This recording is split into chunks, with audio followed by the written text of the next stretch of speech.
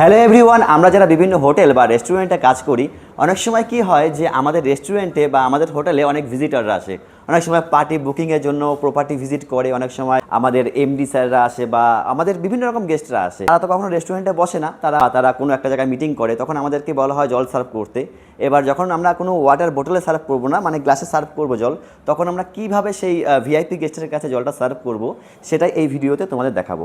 তো এটা একটা ওয়াটার গ্লাস, মানে ওয়াটার গ্লাস তোমরা জানো এটা। আর আমরা নর্মালি ধরনের যখন আমরা সার্ভ করতে হবে, তখন আমরা যে কোনো জল সার্ভ করতে পারি, চিল্ড ওয়াটার বা কোল্ড ওয়াটার, দুটোর মধ্যে একটা ওয়াটার হলেই হবে। তখন আমরা প্রথমে জলটা গ্লাসে ঢেলে নেব, যেভাবে আমরা জল সার্ভ করি সাধারণত মানুষকে আমরা জল সার্ভ করি। আর গ্লাসে একদম টপ করবে না জল, মোটামুটি 80% পর্যন্ত গ্লাসে রাখবে। আর এটাই হলো মেন জিনিস, এটা হলো কোস্টার বলা হয়। প্রত্যেকটা হোটেলেই থাকে। আর আমি মনে করি যে একটা হোটেল বা রেস্টুরেন্টের পক্ষে তাদের স্ট্যান্ডার্ড মেনটেন করার পক্ষে কোস্টারের প্রয়োজন। তো কোস্টার দিয়ে প্রথমে আমরা গ্লাসটা এভাবে ঢেকে নেব, ঢেকে নিয়ে সবসময় আমরা এভাবে সার্ভ করব। ভালোভাবে দেখে নাও আমি ঠিক কীভাবে সার্ভ করছি।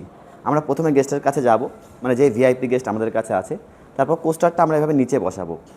কোস্টারটা নিচে বসিয়ে তারপরে গ্লাসের বাটামে ধরে তারপর কোস্টারের উপরে এইভাবে জলের গ্লাসটা বসাবো। বেসিক্যালি এটাই হলো টিপস। আমরা অনেক সময় কি হয় যে আমরা কিন্তু কখনো এভাবে সার্ভ করবো না, মানে আমি অনেককেই দেখেছি বা আমিও অনেক হোটেলে গেছি, ভিজিট করেছি, আমি স্টুয়ার্ডদের দেখেছি তারা এইভাবে সার্ভ করে দেয়। বাট এটা কিন্তু রং ওয়ে, কখনো এভাবে সার্ভ করবে না। আগে কোস্টারটা নিচে দেবে, নিচে রেখে তার উপরে গ্লাসটা রাখবে। এটাই হলো সঠিক পদ্ধতি।